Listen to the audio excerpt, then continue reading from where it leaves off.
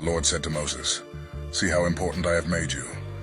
In speaking to Pharaoh, you will be like God, and your brother Aaron will be your prophet. You will tell Aaron everything that I command you. Then he will tell the king what I say, and Pharaoh will let the Israelites leave this country. But I will make Pharaoh stubborn so that he will not do what you tell him.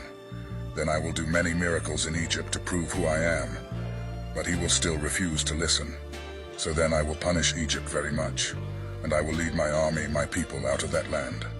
I will punish the people of Egypt, and they will learn that I am the Lord. Then I will lead my people out of their country." Moses and Aaron did what the Lord told them. Moses was 80 years old at the time, and Aaron was 83. Moses and Aaron confront Pharaoh, demanding the liberation of the Israelites from slavery in Egypt. Initially, Aaron demonstrates God's power by turning his staff into a serpent, but Pharaoh's magicians replicate the feat. Undeterred, Moses and Aaron persist, warning Pharaoh of impending plagues if he refuses to comply. The first plague turns the Nile into blood, causing widespread devastation as the water becomes undrinkable, and fish die. Despite the devastation, Pharaoh's heart remains hardened, and he refuses to comply with Moses and Aaron's demands. This leads to the second plague, infestation by frogs, covering the land and invading every corner of Egyptian life. Pharaoh, desperate for relief, agrees to let the Israelites go if Moses intercedes with God to remove the frogs. However, once the frogs are gone, Pharaoh reneges on his promise, further infuriating God.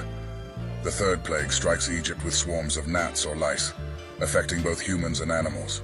Despite their best efforts, Pharaoh's magicians fail to replicate this plague, recognizing it as the finger of God. The fourth plague brings a horde of flies, descending upon Egypt, but sparing the land of Goshen, where the Israelites reside. With each plague, Pharaoh's resolve weakens momentarily, but his heart remains hardened, and he refuses to let the Israelites go.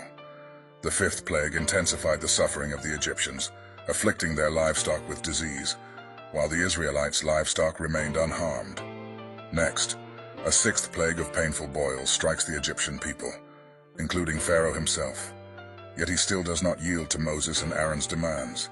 The seventh plague unleashes a devastating hailstorm, destroying crops and killing both people and animals throughout Egypt. The eighth plague brings forth a swarm of locusts, devouring whatever crops survive the hail, plunging Egypt into famine. Pharaoh's advisors urge him to let the Israelites go, but Pharaoh stubbornly refuses to let the Israelites go. Next, darkness blankets Egypt for 3 days, so thick that it can be felt, enveloping the land in obscurity. Yet again, Pharaoh rejects Moses' plea for freedom, further defying God's will.